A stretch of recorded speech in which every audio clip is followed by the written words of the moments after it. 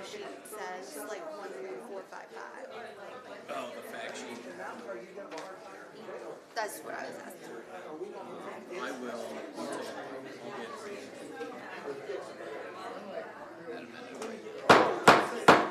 Ladies and gentlemen, I'm going to call the Committee of the Whole to order for Tuesday, January 28th. We all rise and join me in the Pledge of Allegiance.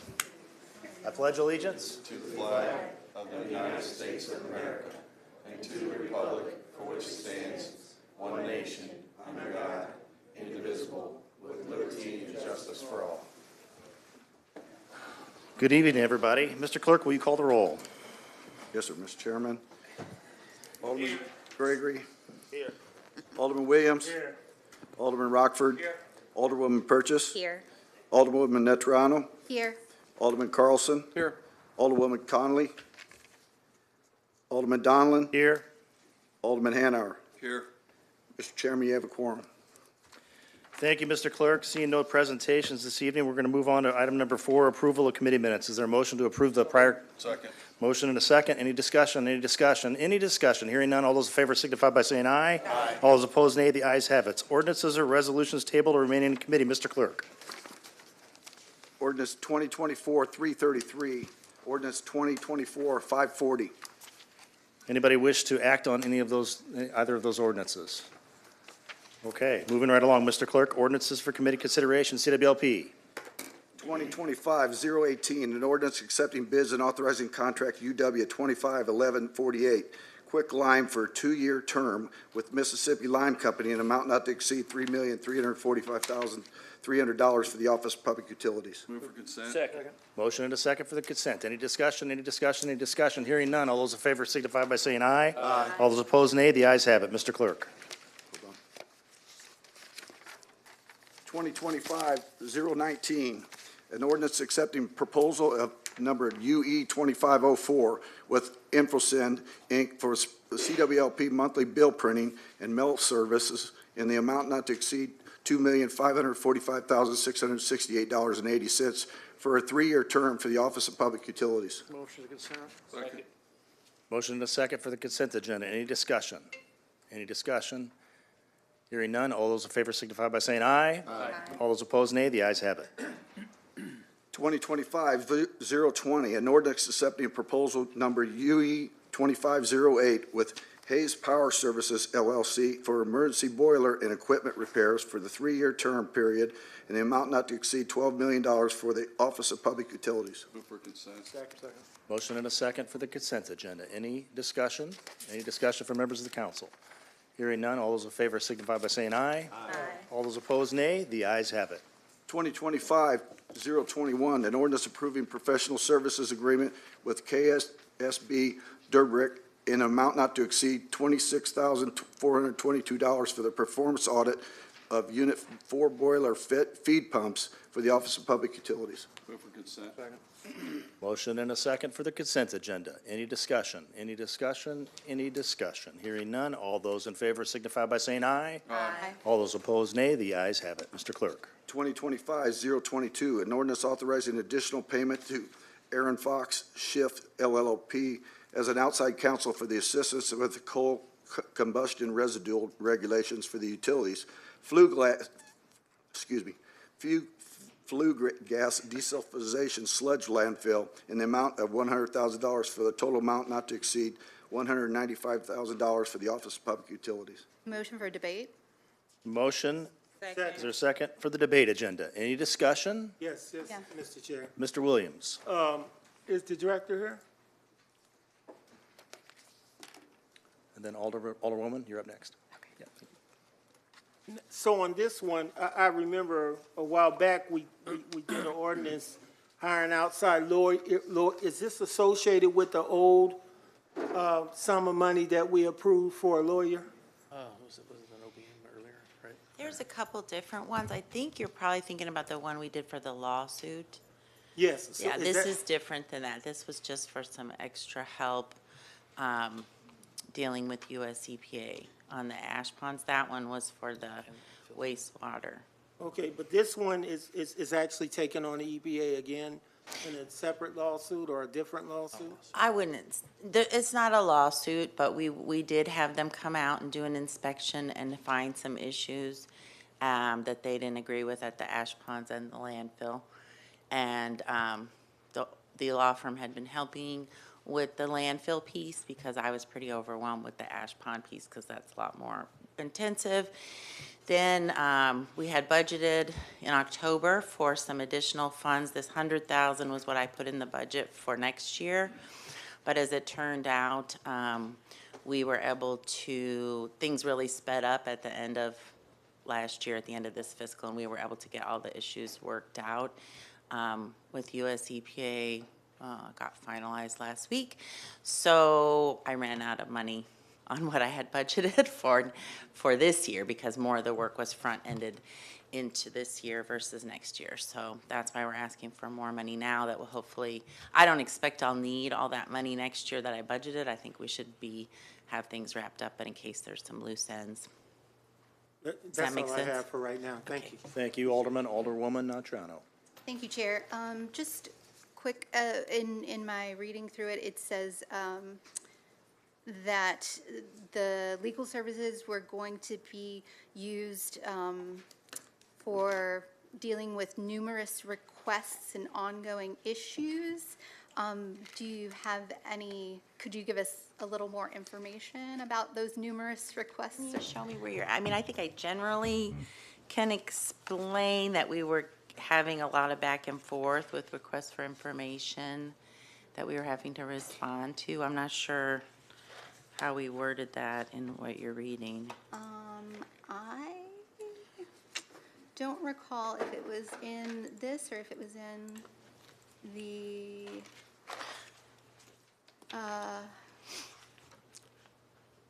I think it must be in. I'm sure, I mean, it's okay. I'm sure the- that's the generally what I discussion meant. sheet. That, yeah. Assistance with responding to UCB Right. correspondence. Right, so you know, most of the landfill stuff focused on whether we had to follow the CCR rules versus the state landfill rules, and just a variety of additional information requests that they had. It's gone on for a couple of years, but there was definitely a big flurry of activity over like November, December. Okay. Okay, thank you. Thank you, Alderwoman. Alderman Gregory. So real quick, the information that I'm reading here is the flue gas, I want to try that sludge landfill has been permitted by the Illinois EPA Protection Agency. The USPA disagrees with the utilities interpretation that since the IEPA permits the landfill, it makes the utilities landfill exempt. So basically, are we looking to comply with what they are, or we're looking to change their mind? No.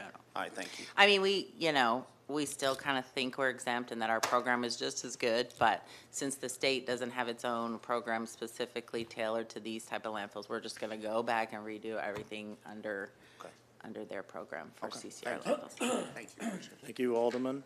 Any further discussion? Any further discussion? Any further discussion? On that note, there is a motion for the debate agenda and a second. All those in favor signify by saying aye. Aye. All those opposed, nay. The ayes have it. Mr. Clerk, Public Works. 2025-023, an ordinance approving a plan for a large-scale development of Project Cardinal for the Office of Public Works. Move for consent. Second. Motion and a second for consent. Any discussion, any discussion, any discussion? Hearing none, all those in favor signify by saying aye. Aye. All those opposed, nay. The ayes have it.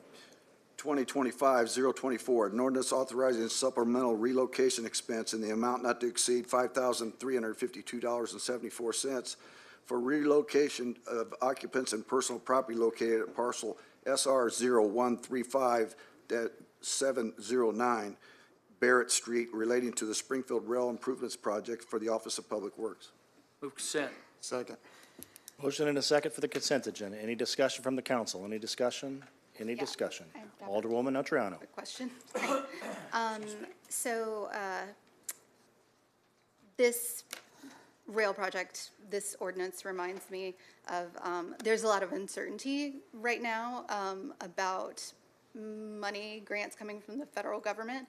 Have you had a chance to look at if our rail project will be impacted?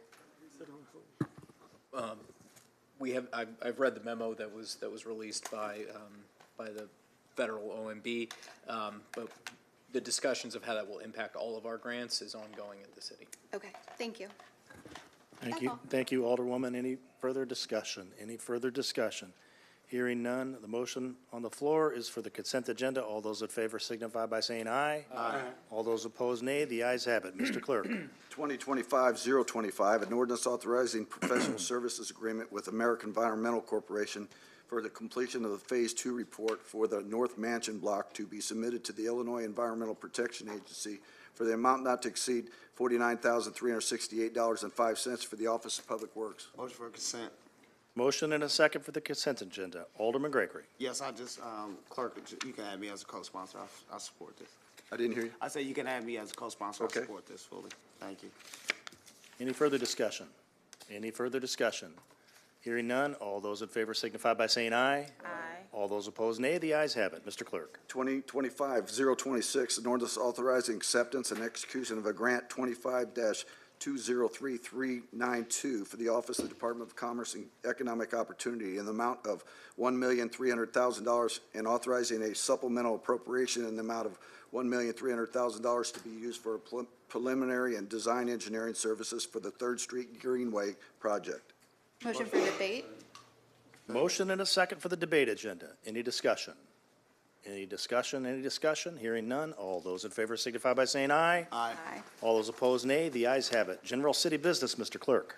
2025-027, an ordinance amending Chapter 30, Section 30.04 of the 1988 City Code of Ordinances as amended pertaining to the appointment procedure to fill vacancies of the office of mayor, city treasurer, or city clerk.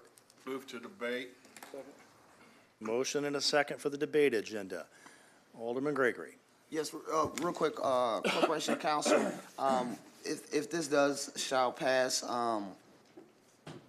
and we have a vacancy in any of these offices, particularly the clerk, would the deputy clerk or the deputy registrar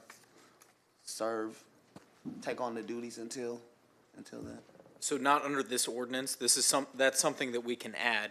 Under this ordinance, there would be a vacancy that would not be filled until this procedure was in place. All right, thank you. Okay, Alderman Gregory, is that it? Yes, Okay. yes, sorry. Alderman Hanauer. Thank you, Chair. I've got some concerns with this. My main concern is you almost have to break it up into separate the mayor's situation out. I'm concerned that you cannot leave, and I don't know if anyone's talked to the mayor, who also at one time was a treasurer, on what impact it would have for a long period of time for, to not have a person in that position.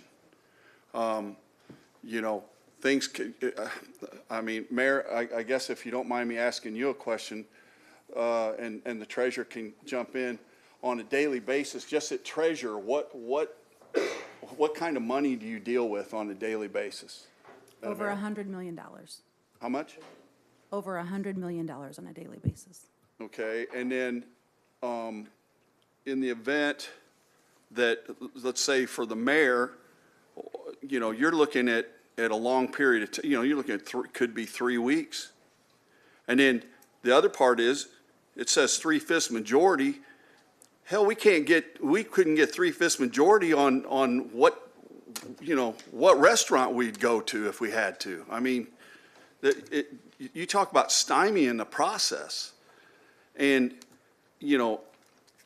I just think that it's good that we're trying to put something together, but this is what it's gonna do is it's gonna handcuff future councils in the event something like this happens. I don't think the city can go that long without a mayor. I believe when we had the situation with Mayor Davlin, how long were we with, before the new mayor took over? It was about a week, wasn't it?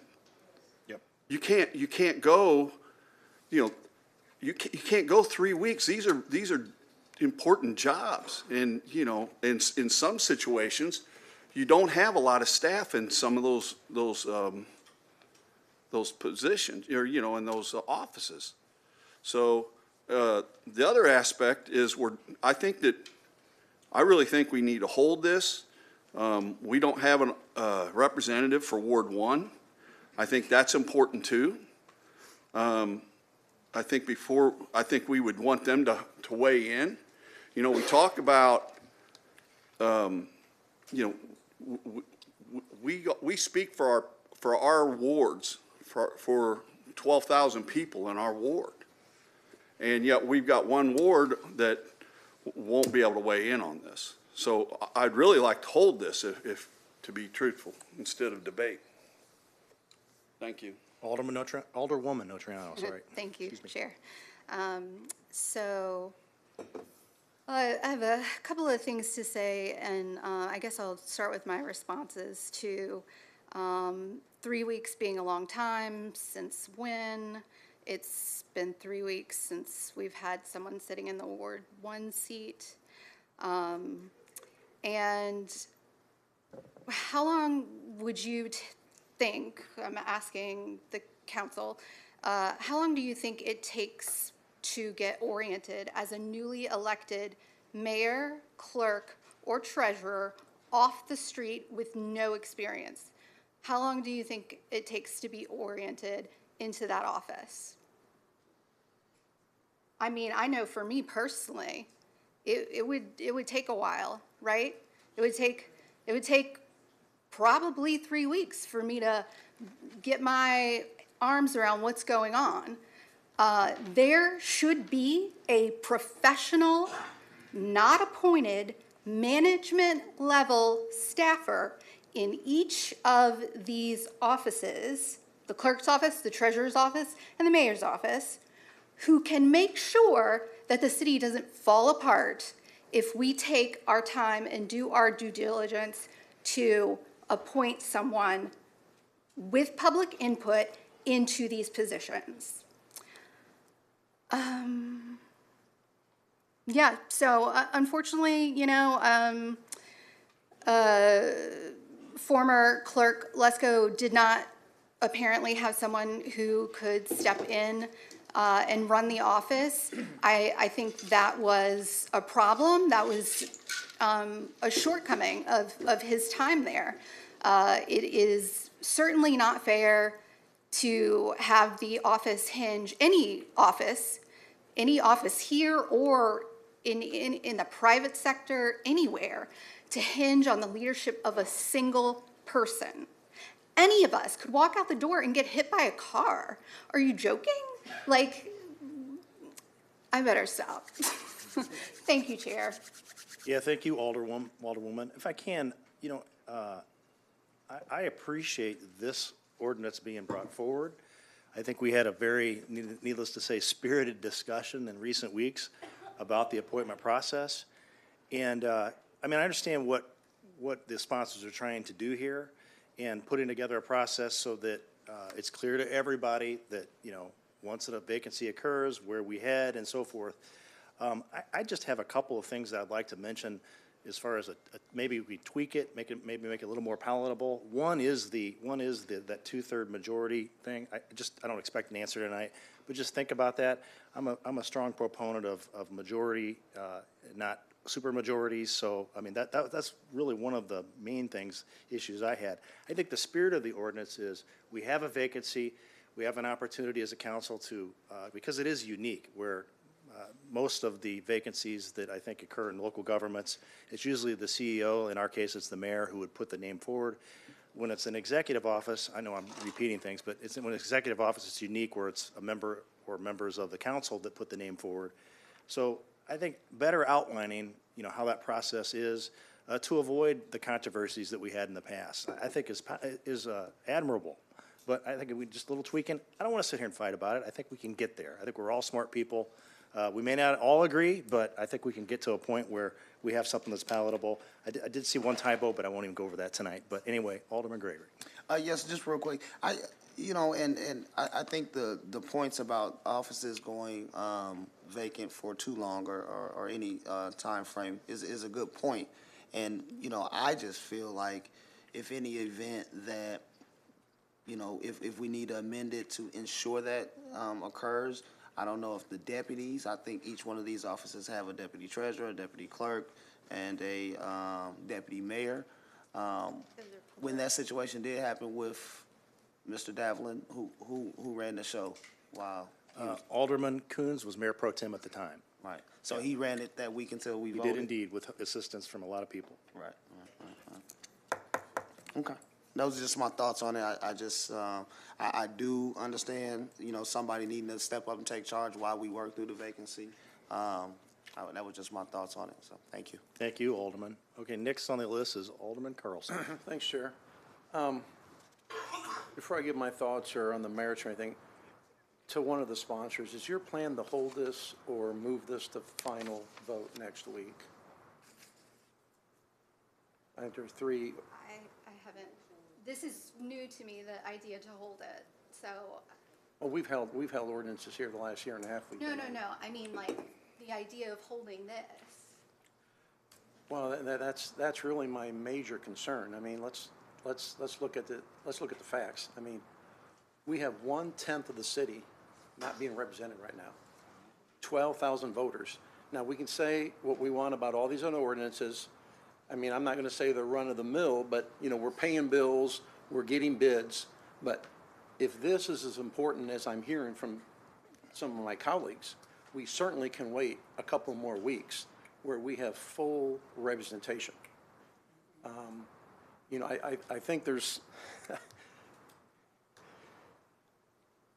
I hope what's not going on here is the fact that, you know, I know some people were upset about the process the last few weeks, but we've known the process. The process was in place to put city clerk Redpath in.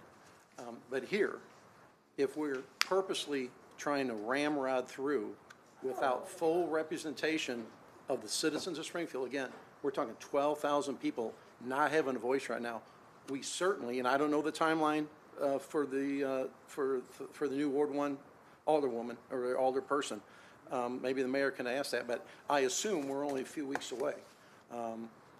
But again, we can hold off on this, and I would ask my colleagues to hold off on this just another couple weeks until we have full participation from 10 alder people. Thank you, Chair. Thank you, Mr. Carlson.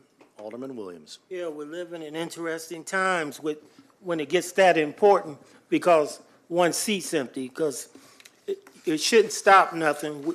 Like you said, there's plenty of ordinances that we are passing. So we have a chief of staff.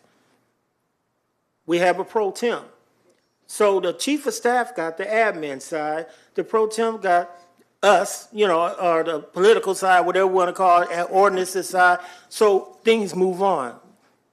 Just like it would in the Army, just like it would, sometimes people drive dead. We keep moving on. We don't have to act like it's the end of the world. Plus, Misty ain't nothing gonna happen to her anyway, and she ain't gonna be going nowhere anyway. So I think we shouldn't hold it. I think you should stick to your guns. We should move this along like they would if it was flipped around. Yes. They would definitely sit there arrogantly and do that. Thank you.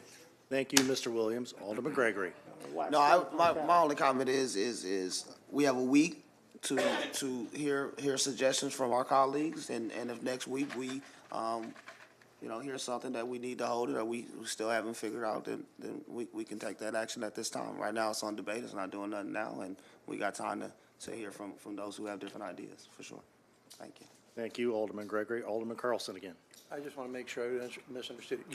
You want to hold it or you don't? No, I don't think we should hold it tonight. I think we should gather our thoughts from our other colleagues that they have, and if next week we don't have a product that 6 votes is comfortable with, then we hold it and we keep working on it. Would we need 5 votes next We week? would need 5. Or 5. Well, that would match the clerk vote, so we're fine. Well, I mean, we're We're fine. All right. Alderman Carlson. Well, you know, I think back to last Monday then, if that's how we're going to be, Alderman. I think back to last Monday. Yes, that's I think how there you were guys five- are. There were That's five. how you There were guys 5 are. of us at the. You didn't want to wait a week. There were 5 aldermen at the Martin Luther King breakfast. 3 of those aldermen are sponsors of this bill. And what we heard from a Supreme Court justice who quoted Martin Luther King, an eye for an eye, and we all go blind. And that's exactly what's happening right here with what you just referenced. We'll be blind. Thank you, Mr. Carlson. Corporation Counsel? Yeah, so they don't wanna just to take clarify on the vote, our rules, so it takes a vote of 6 members of the committee to take committee action under our rules. When there's 9 alderpersons, it takes a vote of 5 alderpersons to pass something at a council meeting. So those are the voting rules Thank you, for Mr. this ordinance. Can I remind my colleagues, when you're done speaking, please uncheck your box because there's quite a list there. Alderwoman Natriano, I believe. Thank you, Chair. Yeah.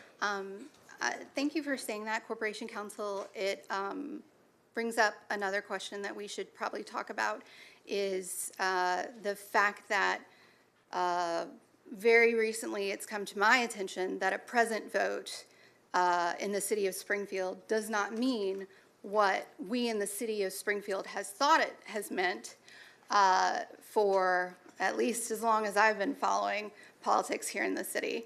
So if you could expand on present votes a little bit for us.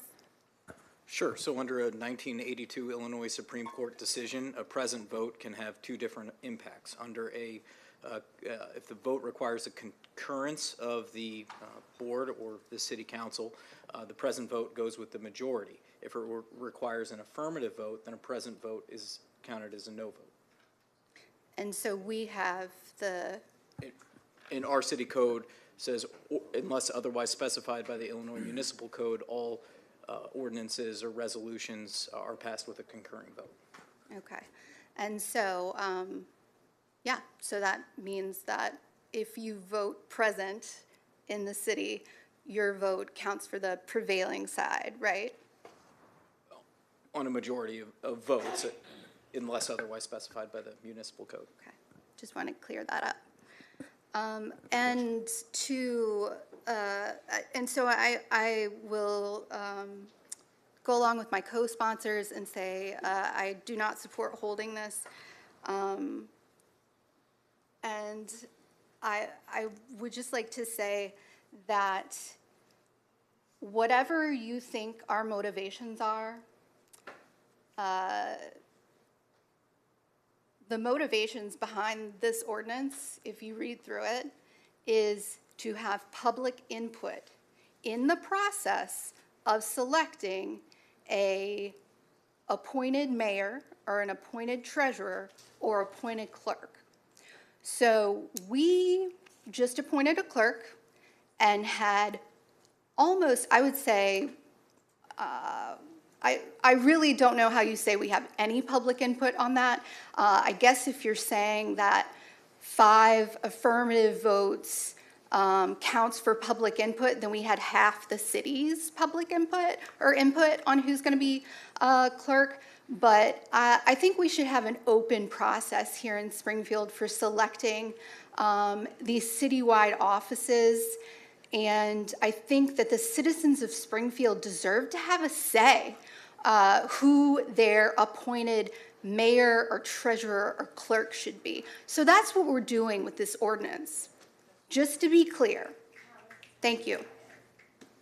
Thank you, Alderwoman. I think the ordinance is pretty clear that there would be prior to a vote, if it was adopted in its present form, an opportunity for the public to have comments, which I think is in the spirit of what you just described. I personally don't have a problem with that. Again, I just have some minor tweakings with the one, I guess, is kind of major, that majority, the 2/3. If you just please give that some consideration. And I do have a question about, I want to make sure we're in the spirit of all rules, more of a question of you, Mr. Murdock. But anyway, again, I appreciate it being brought forward. The motion on the table is for the debate agenda unless somebody else has any questions or comments. Okay. Mr. Chairman, where was the second? Who is the second for the debate agenda? I'll be it. Okay. Thank you, Mr. Clerk. Hearing no further discussion, all those in favor signify by saying aye. Aye. All those opposed, nay. The ayes have it. Mr. Clerk. 2025-028, an ordinance authorizing a subreciprocal agreement with Springfield School District 186 for the payment in the amount of $501,010 pursuant to the ICJI JIA grant number 102501 for the Springfield Police Department. Move for consent. Second. Motion and a second for the consent agenda. Any discussion, any discussion, any discussion? Seeing none, hearing none. All those in favor signify by saying aye. Aye. All those opposed, nay. The ayes have it. Mr. Clerk. 2025-029, an ordinance authorizing subreciprocal agreement with the Sojourn Shelter and Services, Inc., and payment in the amount of $708,104 pursuant to the ICJIA grant number 102501 for the Springfield Police Department. Move consent. Motion and a second for the consent agenda. Any discussion? Any discussion? Any discussion? Hearing none. All those in favor signify by saying aye. Alderwoman Purchase. Thank you, Chair. Yes, ma'am. I see Josh back here. Josh, I would just ask, as we go into this grant, can you continue to have us updated with what's going on? Thank you. The record reflect, he said yes. Anything further, Alderwoman? Okay, any further discussion? Hearing none. All those in favor signify by saying aye. Aye. All those opposed, nay. The ayes have it. Mr. Clerk. 2025-030, an ordinance authorizing subreciprocal agreement with Solid Rock Youth Transitions Services, Inc., and a payment in the amount of $707,500 pursuant to the ICJIA grant number 102501 for the Office of Springfield Police Department. Consent. Second. Motion and a second for the consent agenda. Any discussion? Any discussion? Any discussion? Hearing none. All those in favor signify by saying aye. Aye. All those opposed, nay. The ayes have it.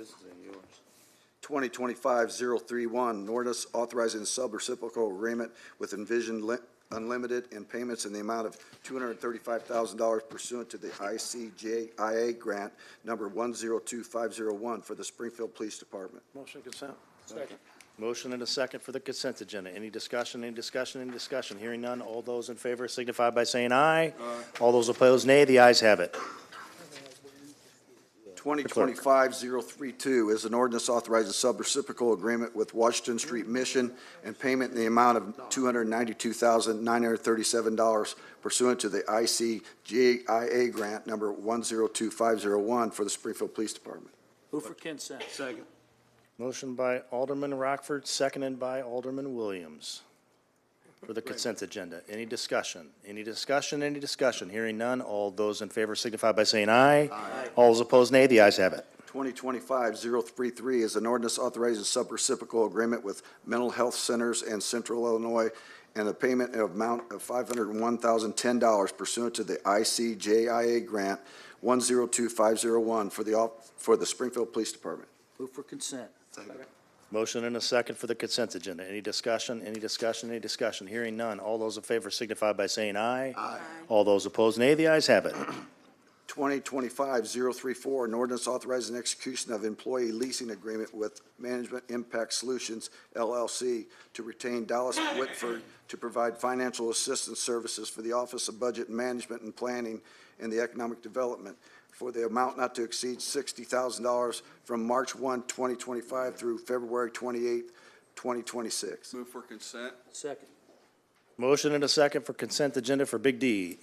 Any discussion? Any discussion? Any discussion? Hearing none. All those in favor signify by saying aye. Aye. All those opposed, nay. The ayes have it. 2025-035, an ordinance authorizing a one-year extension under RFP CS 22-28 in the amount of $60,855 for a total amount not to exceed $236,280 with Lauterbach and Alman LLP to perform city's annual audits through fiscal year 2025 for the Office of Budget and Management. Move for consent. Second. Motion and a second for the consent agenda. Any discussion? Any discussion? Any discussion? Hearing none. All those in favor signify by saying aye. Aye. All those opposed, nay. The ayes have it. 2025-036, an ordinance authorizing execution of a redevelopment agreement with LAX Inc. for the financial assistance for the property located at 322 East Adams Street, utilizing Central Area Tax Increment Financing Funds in the amount of $1,455,000 for the Office of Planning and Economic Development. Motion for consent. Debate. Motion for debate. Is there a second? Is there a second for the debate agenda? Second. Motion and a second. Any discussion? Alderman Hanauer. Yeah, thank you. Is this what's the total percent we're using on TIF for this project? 48.5%. Our standard's usually around 33%. I think we've, occasionally we've gone a little higher, but I just was kind of, I really hate to see us go up any farther on that. Oh. Director, welcome back. Now, I have to admit, I was not privy to all of this discussion, but I will tell you, the ordinance, as Corporation Counsel just said, does not demand that we stick with that. That has been something we've done in the past.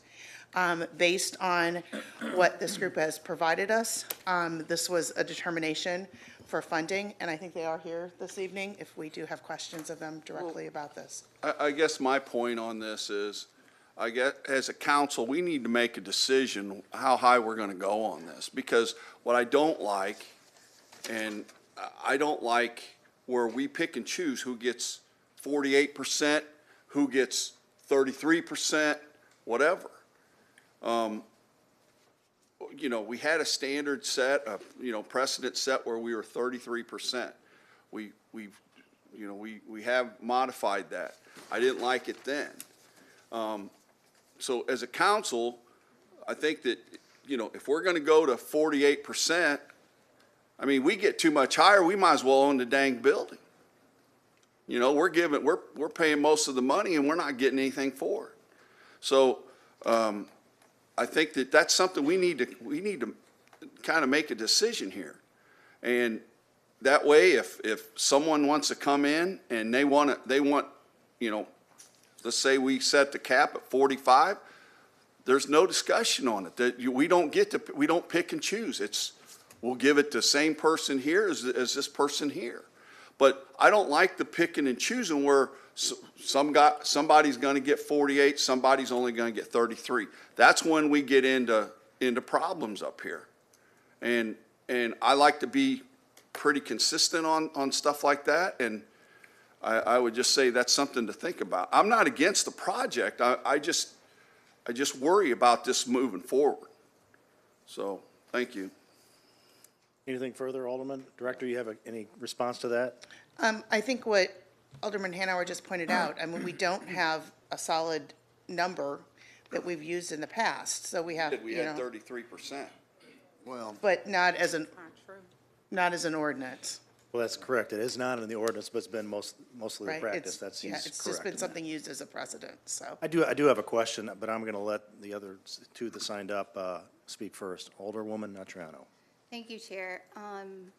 So before I go on with my comments, I would just say, regarding 33% or 30% or whatever percent we decide or don't decide on, my 2 cents on that is picking a percentage out of the air is arbitrary. And what we should be doing is looking at the project and, since this is TIF dollars, looking at the value added. And if the project demands 48% to get done and it's going to add some good value to downtown, which sorely needs it.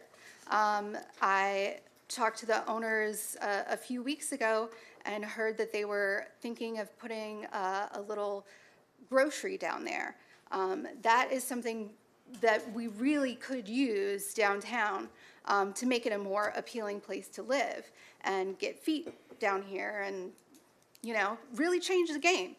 But yeah, so I am in favor of this. I fully support it. I actually would like to be added as a sponsor on this.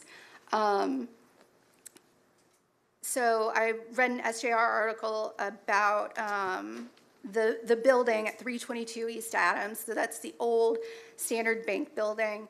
And SJR says it's been vacant for 25 years, and that was in 2022. A nice big building in a neighborhood that is in the process of revitalizing, and certainly deserves a nice hard look from the 9 of us up here. And I also found in my research that City Council in 2020 approved TIF money in the amount of $1 million, so just, you know, they're only asking for $455,000 more. But council in 2020 approved a project to renovate this building to the tune of $1 million. So I think we should keep that in mind when we're debating this and voting. Unfortunately, that project, that building went nowhere. And luckily, we have the owners of Lexa who bought the building in 2023 and have been working really hard with Alderwoman Purchase to get something going in that building and get things, just put the building to use and really stand up for downtown and having useful businesses. So the plan is to have offices on the second floor, and like I said, retail space on the first floor. Hopefully that market happens. And I also would like to give kudos to Alderwoman Purchase for working really hard on this deal. I first heard about it through you. It's unfortunate that recent statutes have come to light that make it to where you cannot participate in the debate or in voting on this ordinance.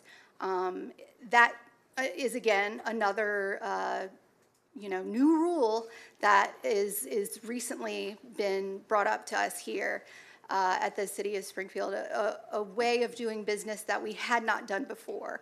Because certainly we can think of some city council members who had indirect or direct interests in TIF districts who had voted on TIF agreements in those districts previously.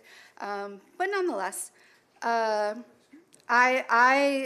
really want to get this past the finish line, and I hope that you all will support this project. Thanks. Thank you, Alderwoman. Alderman Gregory. Yes, thank you. Before I speak, I would just like the developers of this project to come speak to it and talk about the project. I think you can, excuse your time, but I want to say my piece first. Well, it's my Before turn. you ring, but you can't You don't go wanna hear ahead and from go the to developers? I do want to hear from them, but I don't think you have a right to say, well, we're just going to stop right here and go straight out. These are my questions. You can Are come you back going and to ask him questions? Well, yeah, I want to hear about the project. Okay, fine. Fine. You want to ask him? Come on up, go on. Chair. I'm okay if you are, and you all are, I would like with to go the developer coming up. I thought when you ran these things, we went first and then we went out there. It's whatever the spirit of the body is. I'm open. No, I yield my time and let Alderman Williams ask his question. Alderman I Williams. didn't know he was go ahead. calling on them already. That's the purpose of Go ahead, putting on the Alderman. light. So my question is not to you, sir. My question is for the council. So this reminds me like zoning. Sometimes we have to understand who knows the ward the best. I defer to you guys when it's your ward because you know what's going on, you know the neighbors, the more inside game of what's happening in those areas. So I defer to Alderwoman Purchase, but I did challenge because I can remember being upset, very upset with Director Yezel when she let two young ladies, she just did it and said because I'm the director and I just felt like they should have that. That upset me. Over time, I learned to understand it because I had to go understand the business. And, frequent it, get to know the young ladies who was trying and just understand the overall sex. So I think on these projects, to put a hard, fast rule really does injustice to the citizens because each situation merits its own understanding. And in this case, when I'm reading and seeing the type of money they put into this, that alone sold me and let me know, okay, this may be acceptable because it's not a small amount of money that they've already invested and they've already approved that it ain't gonna be like what happened with the past. I'll just say the other projects in the past that cost $1 million, you know. So I appreciate him from coming, and I'll yield back to the chair. And my seat mate, it just had to be power for me. Yeah, thank you, Alderman. I'm all right. Mr. Haxel, do you mind introducing yourself real quick, and then I have a quick question for you? Certainly. My name is Martin Haxel, and my wife Lori and I are the owners of the corporation seeking the TIF request, which is the subject of this ordinance. Mr. Haxel, when you talked to me, I don't know, a month ago or so now when it was, you said that you had informed me, one of the first questions I asked you, what's the percentage you're asking for? And I think it was 48.5%. But I recall that we weren't counting in the total cost of the project the cost that you've already incurred, so. That is correct. Which to me is a part of the total project cost. The. So explain to me. We're working with an architect who has estimated the cost of rehabbing this building to be $3 million. Okay. So the TIF request, as Alderman Hanauer has pointed out, is 48.5% of that $3 million. Now, when you factor into the equation approximately $600,000 we've already put into the building, this TIF request is more like 41% of the project. And another piece of information we have obtained from our architect is he quoted a construction trade association which pointed out that the cost of construction in this country has increased by 40% since the pandemic. Right. When you look at it that way, this TIF request is asking for the increase in the cost of construction in the last 5 years. I can personally tell you that when my wife and I rehabbed 312 East Adams, the building we purchased from the Heritage Foundation, which was totally gutted, we rehabbed all 3 floors. All of that construction was post-pandemic. It cost hundreds of thousands of dollars more than we anticipated as a result of the increased costs. Right now, the building is worth hundreds of thousands of dollars less than what we've got into it. The building at 322 East Adams, at the bank building at the corner, you're talking about a much bigger project with a much bigger price tag. And if the TIF request doesn't go through, there's no chance of us being able to do anything. We don't have the money. The banks won't loan it to us. Well, Mr. Haxel, I want to personally thank you for you and your family and those who are involved in this project for the interest in seeing downtown thrive.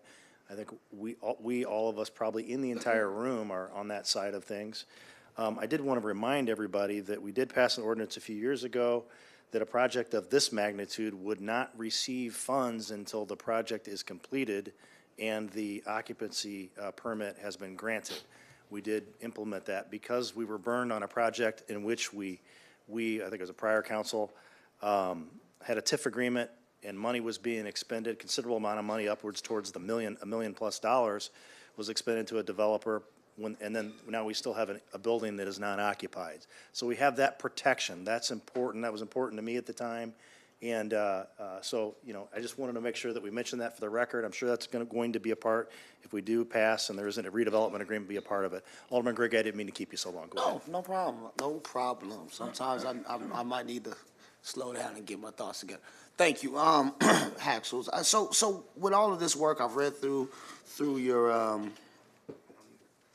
presentation here that you provided us, and my only questions was, do we know what the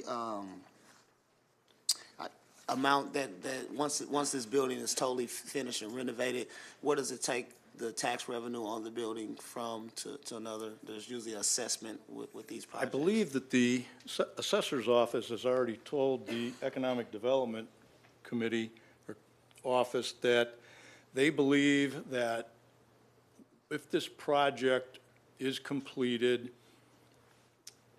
I hope Amy corrects me if I'm wrong about this, the anticipated fair market value of the building would be I think 1.3, 1.4 million, and the tax revenue, property tax revenue would be approximately 30 or 30-something thousand dollars per year. Okay. Okay. Thank you. That's just a normal question that I ask on these type of projects, just to see how it's going up. I'm a co-sponsor on this and have been, so I definitely support this. I'm an alderman that always fusses about some differences in TIF amounts and things of that nature, but I do believe that a lot of our projects have to be looked at on a case-by-case basis. The state statute doesn't have any match at all. That's something that we do. Sometimes it's good, sometimes it hurts projects, depending on where it's at.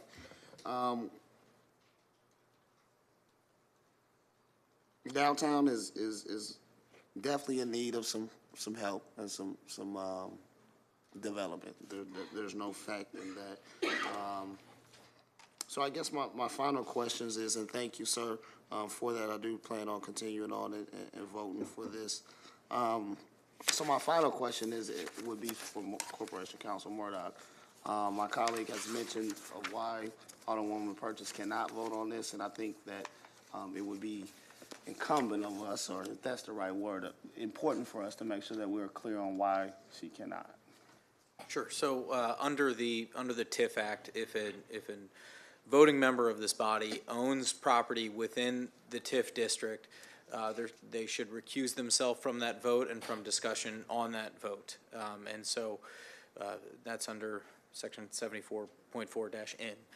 So I've asked Alderwoman Purchase to not comment on this. I do know that that there's been some discussion on the council about how that's been treated in the past, and that this might be a change for the council, but that's what I have advised and discussed that section moving forward.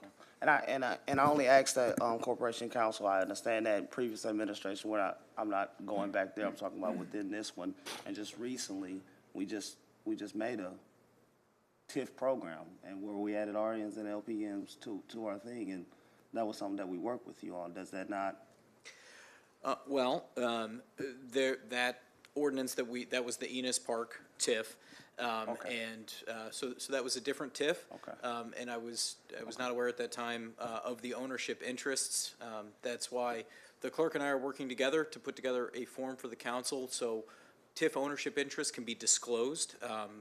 The TIF Act requires disclosure in writing to the city clerk of any ownership of any interest in a TIF. The city has no records of that being done before, so we're going to be implementing that this year to coincide with the May 1st Statement of Economic Interest deadline. So the city has record of all the ownership interests within the TIFs, so that type of oversight doesn't happen again. Okay. Well, thank you. And I'll say that's important for a community like mine, because I think of, young people, men and women who may live in a poor area that makes it to be an alderman like me, right? And I can't, be a business owner and improve my life and be an alderman in these developmental areas. And that's the only thing I think about for this particular rule. And I know it's a state law and things, and it may be some discussions that need to be had. I understand why it's there for sure, but it definitely troubles me. I must be honest in that. Thank you. Thank you, Alderman. Alderman Williams. Yes, Corporate Counsel. So, I own two homes in my TIF, Far East. So are we talking if you own a business versus a home? Because this will get complicated then, because I would kind of think that would be unfair, because I lived there before it was even a TIF. Yeah, well, you're allowed to keep that interest under the TIF Act, but it's clear that that there should not be discussion and that there should be recusal of the vote. Now, this is something that I'm happy to bring to our lobbyists. It may be why the previous administration and other ones didn't do this. I don't know, but I think we definitely need to know what we're doing when we're talking about excluding aldermen from debating and voting on things because they own something or where they live. Thank you. Thank you, Alderman. Alderman Hanauer. Yeah, thank you. I know Alderman, I believe Alderman Fulgenzi, the restaurant was not in that TIF. It was, they cut it out of the TIF.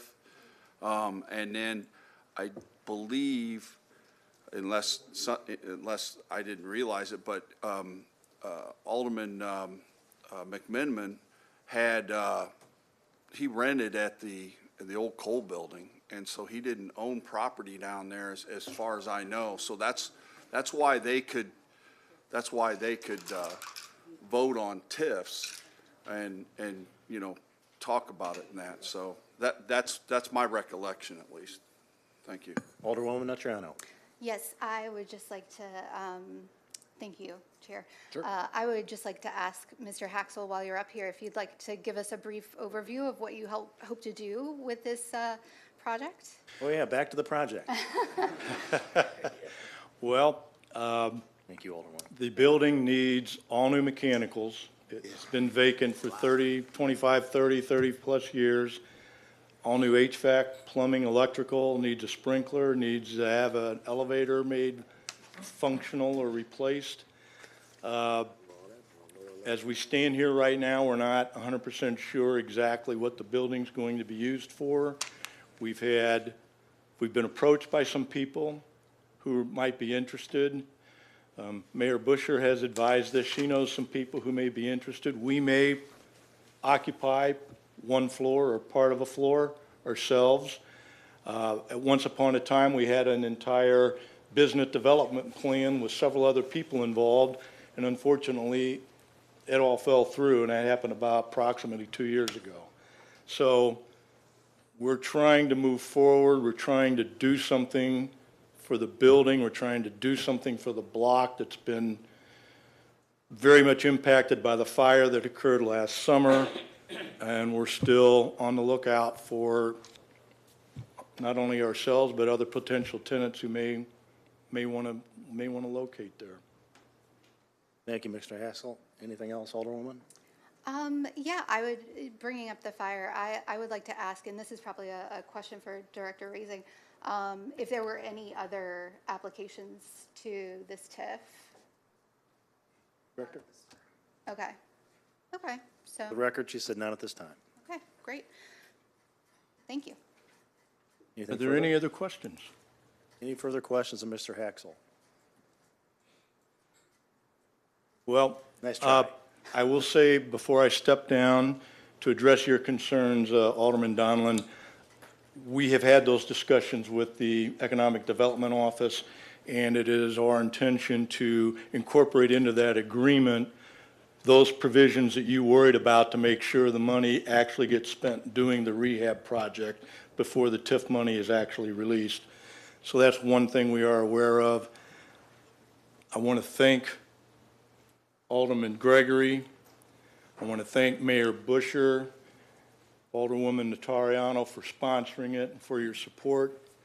And before I sit down, I have to give a shout out to Alderwoman Lakeisha Purchase, who has literally been the wind underneath our wings for the last couple of years on this deal, supporting us, encouraging us, trying to help us find tenants, retail tenants for the building downtown, who's led us through the process and told us how to apply for the TIF money and lined up everything with the Economic Development Office. And without her assistance, we wouldn't be here today, and I want to give her a big thank you.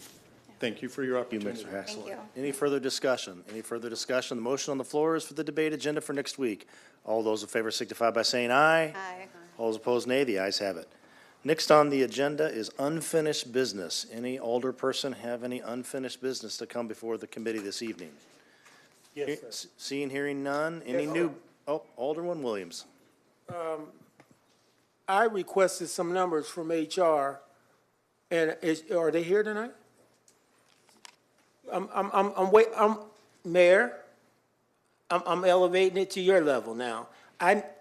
We're talking about employees that live in Springfield and employees who don't live in Springfield. And I don't know why it's taking so long to get that. I'm looking at residents, I've talked to her a couple of times. This is not rocket science. Mayor?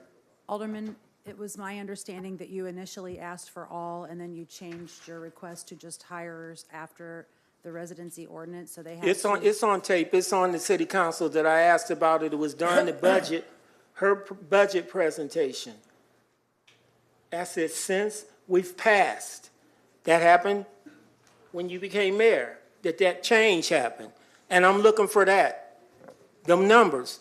This corporate stuff or in the corporation, all that, this is not hard. Please give me my numbers, is all I'm asking. Because we're going into these Would you let me weeks. finish my statement? Go ahead, Mayor. Well, if you understood what I said, yes. Mayor? So the initial report was ran the way you originally asked. Then the request was changed, so they're changing the report. The city has a very old software ERP system.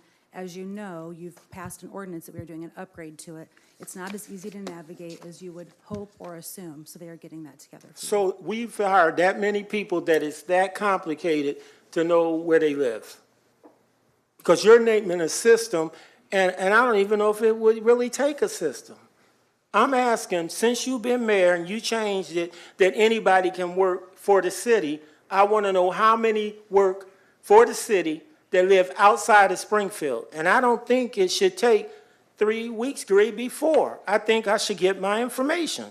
So as the director reported to you during her budget presentation, it takes a manual look, because just because you have a Springfield address does not mean you live in Capitol Township or you don't live in Capitol Township. The system does not look at that. When you hire, are you breaking it down by townships? Because I don't care what township, I care if it's a Springfield address, if they're a Springfield employee. With all due respect, Alderman, you can have a Springfield address and live in Leland Grove, Jerome, Southern View. That is not considered Capitol Township. That's what she's breaking down. When can I expect my report, Mayor? I will follow up with you in an email, Alderman. Anything further, Alderman? Alderman, anything further? No, thank you. Thank you. Any further unfinished business? Hearing none. Any new business? Any new business? Any new business? Hearing none. Next on the agenda are the citizens' requests to address the committee this evening. And first on the list from the clerk's office is Veronica Glass. Veronica, are you here this evening?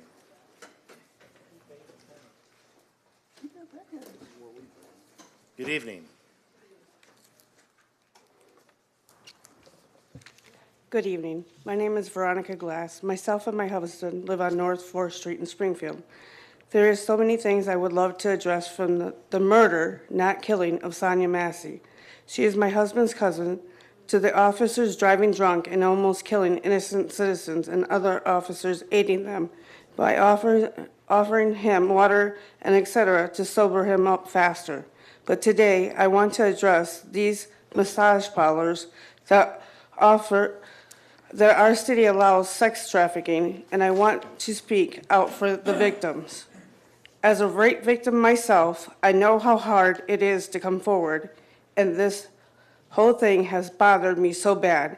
And for you all up there to be able to stop it and you're not, shame on you. And for the older woman to say, have a victim come forward, are you serious? Apparently you've never been raped or a victim of sexual assault.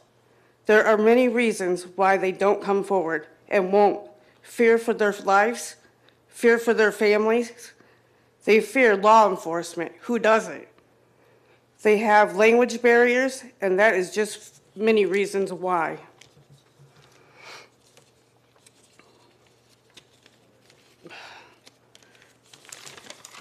Do we have sex crimes unit here in Springfield? Yes, we do. Sangamon County Sheriff's Office has a unit that investigates sexual offenses. Isn't sex trafficking a sex offense? Yes. Why aren't they investigating these massage parlors? You as a city council need to get sex crime unit and the FBI and victim service unit all involved, as they are right here in Springfield. To close them massage parlors and help the victims. Quit the excuses. It takes all of you up there, starting with the mayor. Now do your job. Thank you. Thank you, ma'am. Next on the agenda is Mr. Ken Pasha.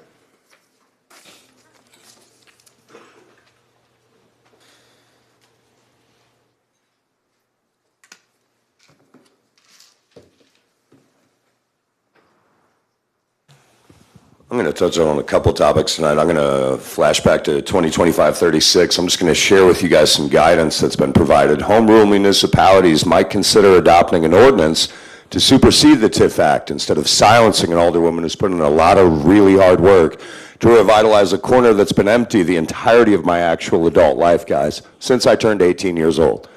I think it's pretty amazing what she's done to get that done, and I think it's even better what they're doing to get it developed. And I think it would be wild if you guys don't give them that. I think it's frustrating, though, that we would find a rule suddenly to do that instead of suggesting to the aldermen that maybe you guys pass an ordinance to prevent that. Because it seems wild that you wouldn't be able to do that. Where do you guys live? In your wards, right? Where do you own property at? In your ward. I mean, this is simple, right? Like, I don't see any reason to stop that from happening because you are the person who's most knowing, right? You're the person who works with these people, who finds out what they're doing day to day. You guys are busy with your own wards. If anyone's word could be trusted on who would be doing the hard work in her ward, I feel like it's Alderman Purchase. And I feel it's a little frustrating that you guys wouldn't find a way to move around silencing them when we've gone out of our way to silence one of our own. A 30-day ban for cursing on TV. Guys, the FCC doesn't even issue bans that long, and it seems more arbitrary that you guys don't even have a code of those sort of punishments. Did you pick 30 days out of a hat? Was it a guess? Did you go around and ask somebody what you thought would be a really nice long punishment for using a curse word? It seems almost childish and petty to go against a citizen like that when you could have pulled her aside after the meeting and been like, hey, next time, maybe we can talk about punishment. But you guys threw a 30-day ban, and I will tell you the PAC councilors received multiple complaints about it already, so I'm sure you guys will hear about it since you're cooling free speech by doing that. Threatening to turn off the cameras on one particular citizen seems targeted, and I'm sure the courts, if they decide to weigh in, will agree with me. I'm also going to speak on 2025-27 because I think it's wild, and it reminds me of one of my favorite sayings, quite honestly, rules for thee, but not for me. It's weird when people decide rules apply for other people but not for themselves. We're worried about a vacancy in the mayor's office or the treasurer, things like that, but how long has Ward 1 been sitting here unrepresented? Anybody? It's about 3 weeks, going on 4. And I know the mayor's doing the hard work of finding someone to replace them. I agree with her interview process. I've heard the questions you ask. I think it's outstanding. But it's frustrating to me that we're suddenly worried about timelines when we weren't worried about timelines before. I mean, we knew we were going to install Redpath as a city clerk, even though we all acted like nobody knew it was going to happen. And I think that's what's frustrating the most, is that process could have been made transparent, made easily clear, and done very simply. But instead of doing that, we're now deciding that we need to take our time. We need to make sure everything's done right. Well, we could have done that before. We could have avoided front page stories, national news remarks. I mean, you guys do realize I turn down national interviews sometimes because they do ask about you guys quite a bit. And it's frustrating because you guys know what we're saying. You know what you're doing, and you know what you're not doing. And I think that's really frustrating because you guys have that kind of power, and you know you do. It's very frustrating that people come up here week after week, and you guys act like we do this for fun or some political game that I'm up to or somebody's funding me. I wish somebody paid me for this. But quite frankly, it's a motivated interest in our community. And I would hope that you guys would have those same interests, such as not silencing our aldermen, not silencing our citizens, and not ignoring the fact that very clearly in the ordinance that you guys passed, you could already be shuttering these places. Not all of them are currently under investigation, although there are investigations happening at the state and federal level within this city. You guys could even confirm that for people, but you won't even give people a bone to chew on when it comes to things like that. And it's frustrating because it all makes you look bad, all of you. Every single one of you look bad the longer this drags on, whether or not you've done your part for it or not. And I think that's the frustrating part, because no matter the work you do, women are still being raped on a daily basis in this town, in those parlors. And I think it's frustrating of all because people ask me to come up here with a solution for you. Guys, I got a full-time job. I run a not-for-profit. I have a lot of other stuff going on, and I wish that I had all of the answers to provide for you. But there's 10 of you, technically not, but we'll get there. I think it's frustrating, though, with that many, I'm asked to provide solutions as though I have the time or you guys are paying me consultant fees. Because quite frankly, if you want the expertise of a graduate degree level communications master, you should probably pay me for that before I come up here and start outlining step-by-step solutions for you guys, as though you've earned that from me or anybody else. I mean, quite frankly, you guys have the resources to plug this kind of stuff up on your own instead of asking citizens to look it up for you.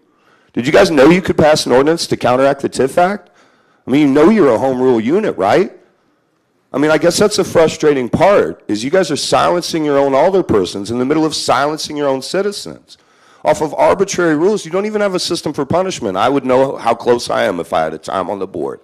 How much I got? Minute 16 seconds. All right. You said I have a minute 16 seconds, or I'm over by a minute 16 Have a seconds? minute and 10 seconds. I started it after you'd been speaking for a while when I didn't see the time. I appreciate it. Thank you. I just wanted to make sure, though, because I got to know where I'm ending at. About a minute. All right. So I guess the thing is, though, guys, I mean, when we're looking at the problems that face this city, we can be a lot more proactive than taking our sweet time. I mean, we have a corporation counsel. We have lawyers, right? If you guys make a bad decision, you can defend it in court. And I'm not telling you to just start freewheeling it. But quite frankly, you guys should be more willing to be a little bit more firm about your decisions and be willing to risk the idea that you could be wrong, rather than trying to do the idea that trying to take your sweet time, because perfection is the enemy of good, right? And I don't know if you guys have noticed this, but our national leaders don't have that kind of qualm about taking their time. They're going to take your grant money. They're going to take your funding. They're going to do all of that while you guys bide your time and wait for something to happen. I'll tell you what's happening, guys. The destruction of our federal government. And all you have left at the city level is to take care of your city, your wards, and your citizens. Because we got another 3 years, 11 months, and I think 360 some odd days of this. And I don't even know if most of us will make it to the end of that. So I'd caution you as a city to seriously consider what you could be doing to take care of your citizens and ensure that we're all safe, protected, and here in the next 4 years. Thank you. Thank you, Mr. Pesha. Next on the agenda this evening is Kaylee Freeman. Kaylee? Mr. Chairman, our clock isn't working, so you're going to keep the time. Oh, there we go. Mr. Clerk, I think Joanna got it going. All right. So Mr. King was quoted tonight, and I just wanted to finish that quote. It's never the wrong time to do the right thing. This is not a kingdom. You are not kings. Your power does not follow a family line, but in Springfield, in these United States, these words do not ring true. The Langfelders, the Redpaths, the Bushes, and the Clintons all have something in common. They keep power in the family. What occurred here a few weeks ago was disgusting and illegal. We, the citizens, you know, those you call paid-off socialists and crazy, are begging you to start acting like a democracy and not an oligarchy. I am here today, not because of money, but because I am a citizen. I grew up on military bases and was taught a good citizen is engaged. I am not. Money changes hands in private, and we are expected to just accept the outcomes. We came here a few weeks ago expecting debate and instead watched a crowning.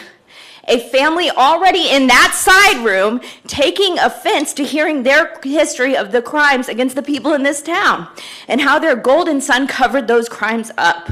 We live in a city combating human trafficking. We live in a city that is home to 2 trauma centers. We live in a city with historic corruption. Let's not forget Mayor Devlin passed away from self-inflicted wounds, which closed several federal investigations. And for those of you that sit up here and brag about how long you've sat on this committee, were your investigations closed? We, the taxpayers, are asking for you to have at least 3 weeks to fill a vacancy, to review at least 3 applications, for you to present several candidates and their qualifications to the voting and tax-paying public. The way you people can communicate, that way people can communicate with their alderperson about who would be appropriate. Let's also not brag about the Fulgenzies moving a TIF line to benefit their business and their ability to vote and move money in this county. That is corruption. The end of the day, period. And I think that it's very telling that it's completely fine when the Fulgenzies do it, but when a woman like Lakeisha Purchase has put in years on a project, you guys want to block her voice? That's absolutely disgusting. This is shady and sus. Ward 10 and Ward 1, we turn around to give them money. I'm not new here. I was sitting at home watching you all during the pandemic. My old alderperson DeCenso can tell you that because I had communicated with her frequently as well. I watched the corruption. I got off my couch and came in here because I was tired of it. It's shady and it's sus to put one candidate in to place a crown on his head so quickly when there is outrage in your own community, and that is why I'm not getting sued, but you are. Thank you, Ms. Freeman. Mr. Robert Williams.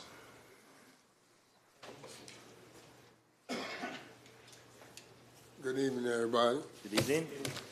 I am here today to discuss my situation with housing. Now, I've been coming to y'all since July last year, and I done did everything Shannon asked me to do, Newman asked me to do, Ron, everybody I done accomplished myself. I wasn't doing it because of them. I was doing it because of me, myself, and I. And Ron, who worked at the Helping Hand over here on Clear Lake, when he first met me, he met me through this lady, I don't know her name, but she work for Memorial Behavior. He claimed that he didn't know what I was there for, as far as my charge, which was a lie because I come from the prison. And as you know, my records are forward before I even get there. Now, he laid there, they did all the paperwork. This is in 2023. I should have been housed. I still haven't been housed. See what I'm saying? These people are telling y'all what y'all want to hear, and y'all accepting it. Still laying there coming to me. Like I said, it's two sides to the story. The beginning and the truth. I'm the truth. And I have no reason to lie. And here go the bill. I'm steady paying rent. Now, when I first came to y'all, I said, y'all, all I ask is that y'all pay the first month of deposit. Shannon took me to this one place, and it had mold in the bathtub, which she didn't see, but I saw it, and I noticed because my incarceration. And another thing, she took me to this place over here on by Amico on what's that, Carpenter Street, a couple blocks down. You can't even see the backyard. There's so much junk in it. And then the place upstairs wasn't even finished. They want us to move in a place, which one of the guys accepted, while they work, continue to do work. I'm not going. Anything can happen, mishap, and I can get hurt. And then on top of that, the sidewalk is not a sidewalk. It's blocks just like this, made out of stone, and I hit my toe and it hurts real bad. And Shannon and them laid there. They came to me with this apartment, which I filled out to get a place over here on the north side. And all I asked y'all from day one, once I got my situation taken care of, was to pay my first month and my deposit. I done spent over $2,000 of my own money. So how am I gonna get a place? You know what I'm saying? How can I invite my family here? I don't have a place because y'all taking the money that I get. And then y'all letting other people that's on SSI live in these hotels and these cribs, and they ain't paying jack. And they've been there longer than me. I only been there a month. And I spent altogether $2,057. And they only spent $870 for 1 month, $52. But they done had other people over there. They tell y'all it's only for a month, but it's not. It's for as long as it's for a year, whatever, or in these brother cases, I ain't gonna say no name, they've been like that 3 months, but they no longer there because they got themselves kicked out. But like I say, I'm using the money that I got to pay my bill. And them people that telling y'all they helping me, they ain't doing nothing. You know, this one lady, she never took me to nowhere. She said the place that she was going to take me to where her boyfriend used to live, she said she wouldn't even rent the place out herself, so she didn't take me. Then they switched her, and then she had me stay at the room, talking about we're going to go get my medication. You know, I got asthma, diabetic, high blood pressure, high cholesterol, and I needed my medication. She never came. I waited in the room all day for her. And like I told you about this other guy, he got on some gay. I don't have nothing against gay people, but I don't like people laying there disrespecting me or assuming. Don't assume. It's Adam and Eve, not Adam and Steve. No disrespect to you all. You know what I'm saying? I like women. That's it. That's all. And pay this bill and pay my first month and my deposit. Mr. Williams, your time is up. Thank you for coming this evening. If I may. Yes, Alderman, please. Chair. So, Robert, you know, we've worked with you. You come here a few times. We do make the calls for you. I know the last time you came up here and you was short $300. Who paid that? I was short $300. When last time you came up here and you needed Nobody somebody? paid that. So Ethan didn't Oh, come? no, Ethan didn't help you? no. I'm still paying. Okay. So your back bill didn't get paid, caught up with the man? No. Okay, all right. So I've talked to the organizations that they are trying to help you. So, you know, the two houses. Where's they at? Would you please Hear me tell out, me? hear me out. Please let the Alderman finish. Hear me out, because you called me at 9 o'clock, 10 o'clock at night. I'm trying to help you, Okay. right? And I answer the phone, don't I? Yes, sir. All right. So it's a two-way street, though. Look at me, Rob. I'm serious with you. It's a two-way street, bro.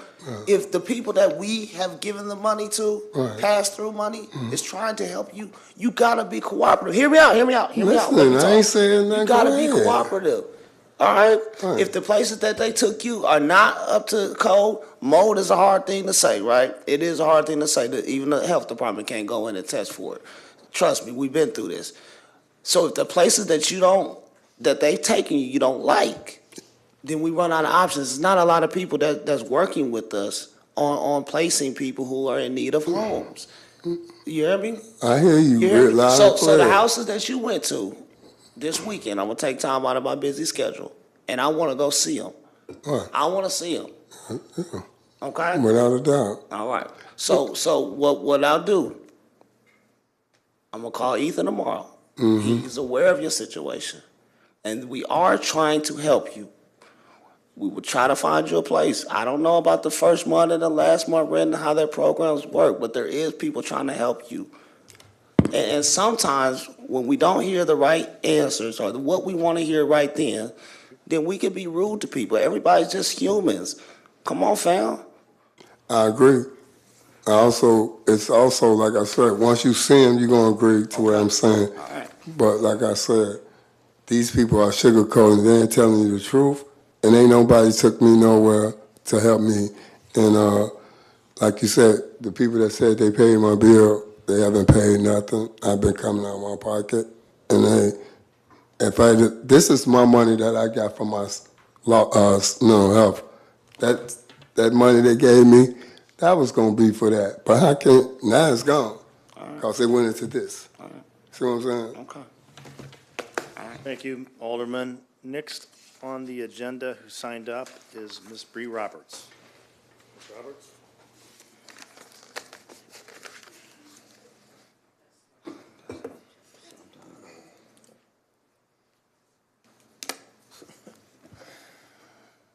Good evening. Good evening. I would appreciate it if we could put on record that I'm formally requesting to use the front-facing camera angle during these meetings. There are viewers at home that rely on reading lips and observing body language and interpreting facial expressions to fully understand what is being communicated. Switching to the side view camera is a way to suppress, or as a way to suppress and punish public reaction to the speaker is not only unnecessary, but it's absurd. Last week, I spoke about the critical role that Planned Parenthood plays in our community, particularly in aspects to providing essential reproductive health services. The very next day, 4 Planned Parenthoods around Illinois got shut down. Again, I am here to ask, what are we going to do to support and protect these life-saving reproductive health organizations? How are we ensuring that people in our city, especially those without the means to travel, can continue to have access to their health care rights? Meanwhile, we're also hearing of reports that ICE has been spotted on our University of Illinois Springfield campus. I don't know the validity of this statement. I've just heard it multiple times today. And this should be a concern for every single person in this room. ICE raids create fear, disrupts education, and tears family apart. This isn't just a national issue. If they are in Springfield, now it is a local one. So again, I'm asking, what are we doing to protect our immigrant and undocumented students who contribute to our schools and economy?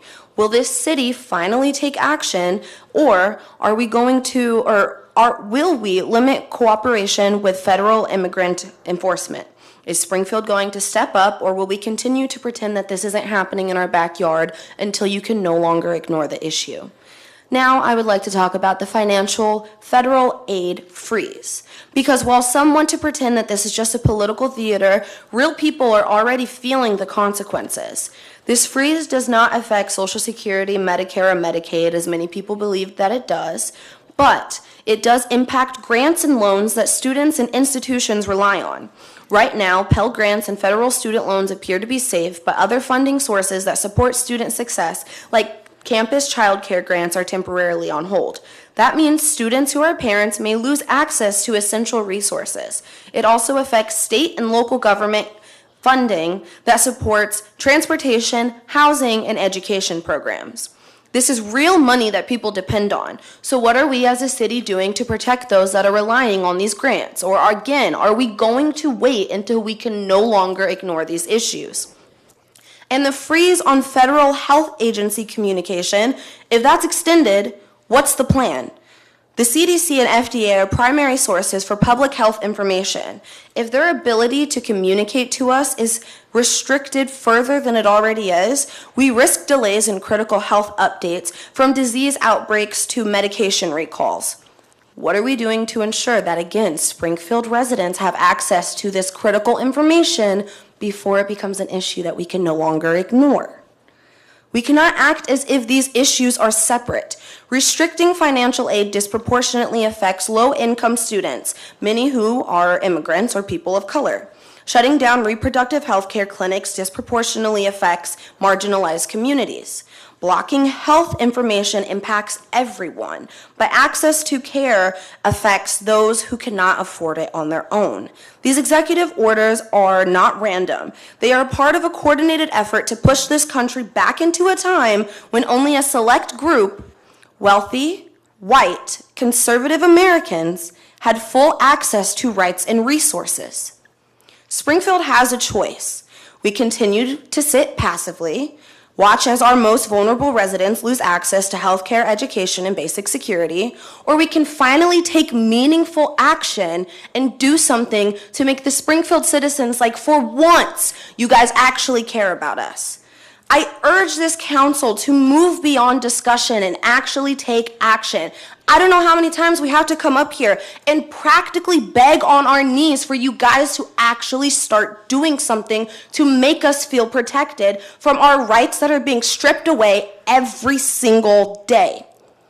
Establish emergency relief measurements for students and family left in limbo by financial aid cuts. Show the people of Springfield that their city stands with them and not against them.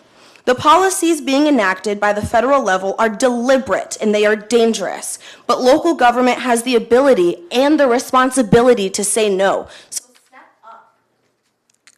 Thank you, Ms. Roberts. Next signed up is Mr. Robert Frazier. Mr. Frazier, welcome back.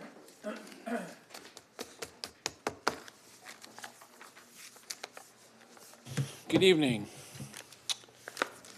Just want to provide an update. I've been committed to transparency for the Clean Slate Advocate Soap to Hope program that has continued to service the Springfield area for clean linen and clothes, dignity and respect. As a part of our ongoing efforts to keep our community partners or community aware, we provide monthly updates of numbers. As of December 24, Soap the Hope program used $46,922 to provide washer and dryer usage, soap, dryer, and employee cost. The number of people that we've served was 4,175. Our average spend per person was $11.24. And the biggest thing that really hurts is the average monthly household income is $969.88. When I watch us go through the budget process and watch millions of dollars being negotiated, and we have a community that's basically fallen apart by poverty, we don't have any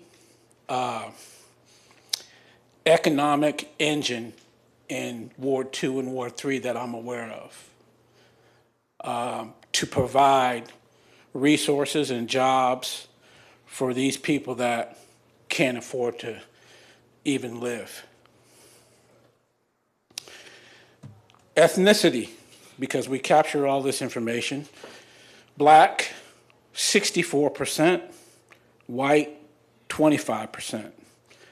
Most every other category of ethnicity is 1 or 2%, except for multi-mix, it's 5%.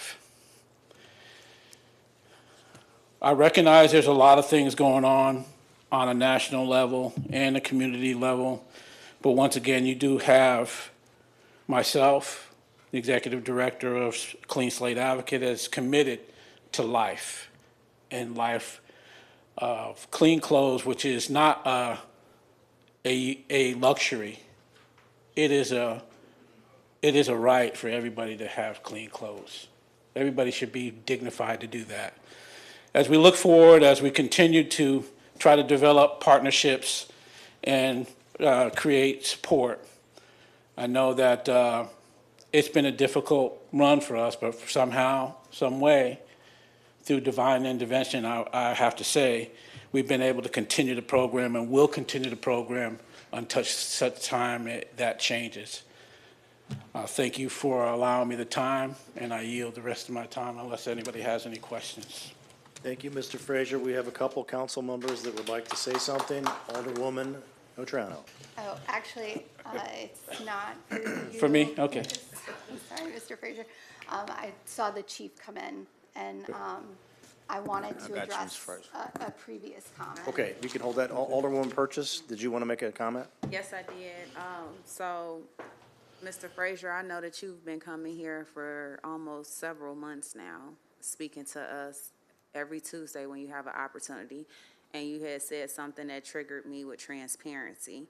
Last week, I think Director Amy is here, and she said that she is now working with you because I want to know that Director Yeazel is gone, but now Director Amy is here. Have you filled out an application? Yeah. Maybe some type of update can be provided to us. And I know that I can simply send an email or call her tomorrow, but because you come every week and speak in front of everyone, I think this is something for everybody to hear. What is going on right now? Yeah, so, really good question, and I thank you for asking that. And trust me, there's different divisions, different departments that have showed an interest to be able to try to do something. We have a lot of people who say that they want to do some things. Julia Cave and our new director, Julia's, they're great, but their hands are tied, right? There's rules and regulations that are part of this that from our perspective as citizens and small businesses and agencies that are trying to help the community don't understand. So some of these rules that come in, they're not written down, and we're not actually sitting at a table discussing these. They're just rules that are thrown at you, right? As to, in most cases, they block or they defer reasons that they cannot help as opposed to helping. So, and these things, it doesn't just happen overnight, and it doesn't happen in a conversation. Sometimes a roadblock is reached, and it takes several weeks to get an answer to go to the next question, right? So it's not like a dialogue is going on and we have this thing going. It's until the next time you hear what their rebuttal is to what you're trying to do. So it's not a fluent conversation. It's not something that we could say, hey, if we do this, this, and this, then we can take care of that. It's just sort of, well, let me get back to you. And that might take some time, may take weeks, you know. So let me ask you this, Mr. Frazier. So is there any progress being made? You just said you're getting a lot of, let me get back to you, let me get back to you. Yeah, you know, and I count that as progress, you know, however it may be. You know, I'm not, I'm easy to please when it comes to that. At least people are working on it. I know, I feel the love, right? I feel like they care, right? So they're at least trying. I'm not getting, no, don't ask me anymore. I'm not getting that. I'm getting that we're trying to work through the process. Well, that process is very convoluted. For what reason, I don't know. I don't know whether these rules come from the federal government or whether we are creating the rules that are creating the barriers. I don't know. I'd like to work through that process, because in the fact that you're trying to help the community, you don't need to create barriers any more than they already are. You need to try to work through the problems and have some success, not just say no. Because there's other things that we see go on that, you know, I watched the things like through the agenda. You just work through the process, right? But when it comes down to these community issues that I listen to every time, we seem to struggle with those. We need to struggle with understanding what's really happening in our communities. What poverty level, it's just incredible that we have such poverty, nobody really understands why or where it's coming from. And it's not that far. It's right in front of us. And we're providing a service that, you know, like take for instance, you know, for this past month, another number, I've got all kind of numbers. 30.5% of the individuals that are being taken care of on the laundry services are senior citizens, people that are on fixed incomes. It'll never change for them. It'll always be that way. What have they been doing? They have been just sitting on dirty clothes. So, but you know, like I said, the conversations have continued on. Unfortunately, you don't know when the next call is going to take place. It might be tomorrow. It might be April. You just don't know. And I'm not one to really bother people. You know, I'm not, maybe I should be a little bit different when you call people all the time and say, what are you going to do? What are you going to do? What are you going to do? But at the same time, I'm trying to keep things going and work hard. Mr. Frazier, let me see if I can maybe possibly help that. And I'm looking at our director. Is there a commitment from your office to work with Mr. Frazier and try to find a program that may be applicable? There is a commitment, and we have sat down around the table with him when Director Hazel was still here. If you could please go to the mic. Yes. Yeah. Thank you, Mr. Frazier. And if we, Director Amy, can kind of get an update, because with Absolutely. Mr. Frazier coming every week, it kind of leaves you confused, like what's going on, what's happening, and we know that you just Let me got just, if I can, Alderwoman, Sure. What I'm getting at is, what I was really asking is, let's take a time out here. You're new to the office. Mr. Frazier, I know you've spoken to the prior director. What I heard you just say is there is a commitment to sit down. There is a Hold on, let me commitment. finish. And Yeah, sit I'm down sorry. and work with Mr. Frazier and see if we have programs that are applicable. I mean, the one that came to mind, I thought of, in a way, they might have even spoken with you about it months ago, is we have an Alderman, I had to look, Gregory. He's been beating on this for a long time about, you know, the cannabis program. And you know, I don't know if if the location's in that area, it probably is. But there's got to be something. All I ask is, and I'm not accusing anybody of anything because you're new, But let's sit down and see if we have a program. If we don't, then we need to maybe help them find something else. Because I don't think anybody at this horseshoe would argue that what you're doing is critical, important work. And if we can help make things better, that's one of the reasons why we're here in these seats. Let's work together to see if we can get that accomplished. But, I mean, we've had this conversation, Mr. Frazier, kind of offline in the audience before about, I never really understood why we didn't just get to those answers. And if we don't have a program, we don't have a program. Right. But if we do, let's see what we can put on the table, put before the council. Director? Thank you, Alderman Donlin. We actually do have a program, and prior to Director Gazel, so this would be sometime in December, I don't have the exact date in front of me, I joined, as well as the rest of our, number of our team, met with Mr. Frazier and his wife in our conference room, and we did give him a number of $30,000 that we could look forward to supporting Clean Slate. Those funds are required by federal regulations from HUD as how we can distribute those funds. And we provided some information as to what we needed in order to draw those funds, from calculations about what they were doing, what they were providing, things that could be paid for, things that couldn't. For instance, could soap be paid for? Could personnel be paid for? We went over those things and covered some of those things. Mr. Frazier did get back with some information. Just like many things, we had to go back through that and say, you know, one of the things, and this is, I commend Mr. Frazier for everything he's doing for our community. We all do. I think we can all agree on that. But we are also he's also running a for-profit business as well. So you have to come to the conclusion that you have to separate the products used, the personnel used, the machines used, things like that. So we have tried to go and work with him a little bit on some of those things. So we have to have a clear path to apply for these funds and check those boxes off. So there are clear rules and regulations, and they're not ours, but rather our federal guidelines with HUD and those funds that are available. I have to respond to that, because this is a barrier. Mr. Frazier, if you could go to the mic. This is a definite barrier, because we're talking about two different entities. We're talking about a for-profit that operates doing its thing, and this project is solely operated under the non-for-profit. They make the barriers of what we separate everything. So, you know, it's like it takes people to run this program.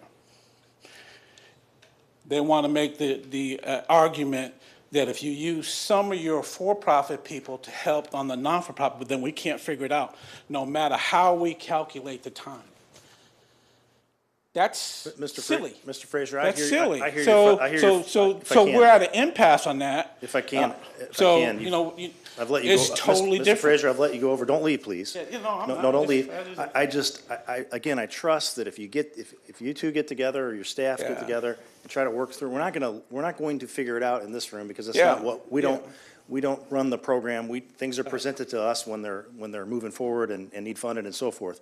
But as long as there's a commitment to try to work and sit down and see if we can get this figured out once and for all, I applaud those efforts. If I can just say this. Yeah, in The closing, reason thank why you. I come up here is for the transparency. If I don't say anything and I just let them have their point and I don't say anything, I'll walk off in the sunset like nothing ever happened, because nothing's gonna happen. That's just the reason why I'm here, is so that everybody knows and it's transparent.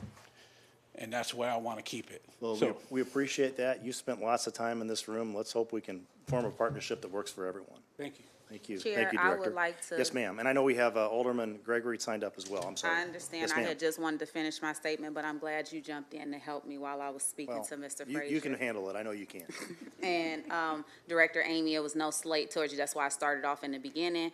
Corporation Counsel Mourdock, I know you had stated a common rule you wanted to start with of us not speaking back, but I've seen almost all my colleagues talk and I've been quiet. So I just thought it was only appropriate to say something today when I've sat here and watched him come every single week, and everyone has questions all together about it. I sat and heard Alderman Donilon asked about it last week. So I just wanted to make sure that we're providing you the opportunity as the new director, but also too, when you constantly hear him come up here every week and it's almost like it's just an update, I'm not hearing where we're going. And you just provided a lot of information today. You said a key number that was given to you when the derecho happened, and I had asked for a group to come in and provide 3 full days of service. And it was literally Director Amory, $30,000 or a little bit over $30,000 to make that happen. So this was just really good to even hear you say that. And these are the type of updates when we see somebody consistently coming and asking us for something,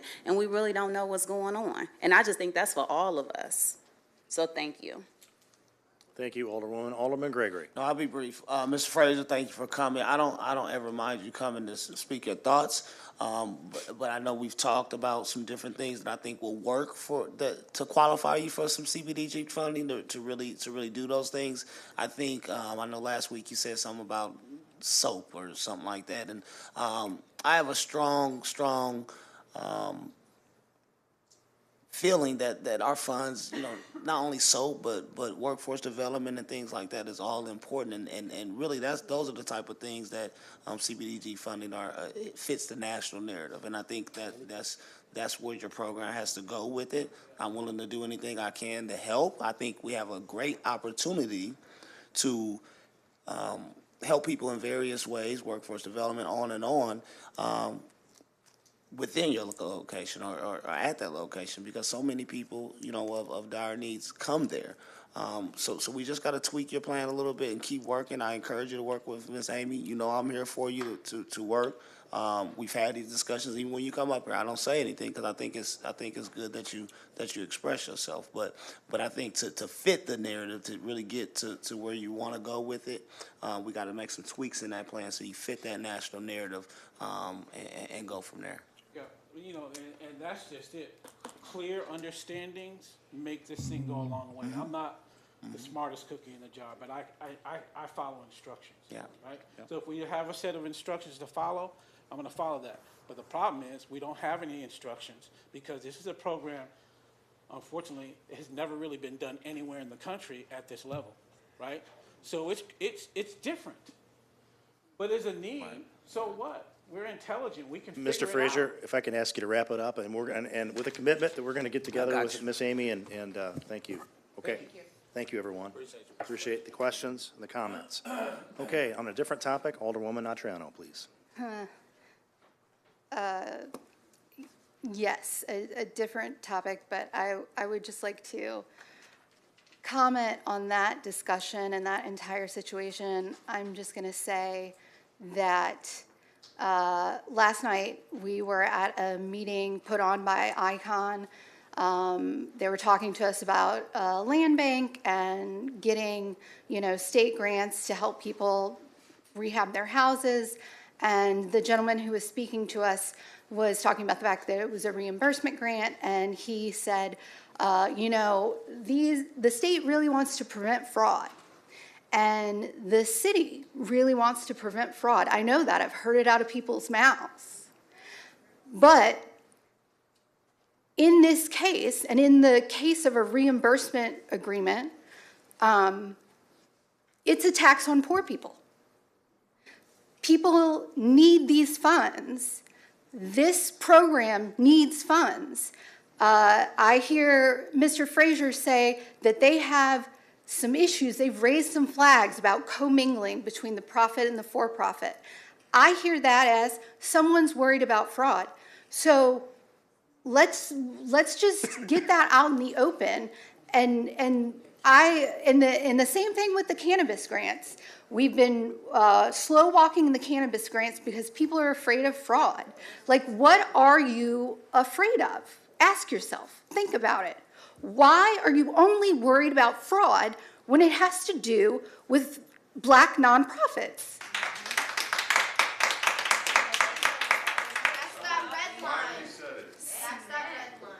So, on a different topic, Chief, could you come forward? I have to ask you some questions.